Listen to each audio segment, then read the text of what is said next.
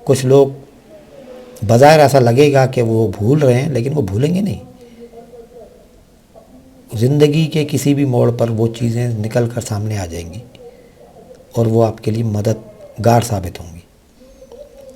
اچھا، اب جو 27ویں کے بعد جو روٹین ہوتی ہے وہ میں کل بھی بیان کروں گا، لیکن ایک سرسری سا ابھی سے بتا دوں کہ 27ویں تک چونکہ ایک عروج ہوتا ہے، خاص قسم کا محور ہوتا ہے، ذہن بالکل اللہ کی طرف لگا ہوا ہے، غذا پہ بھی کنٹرول تھا، تو ہم یہ کہیں گے 27ویں کے بعد آہستہ آہستہ اپنے معمولات کو نارمل کرنا شروع کریں.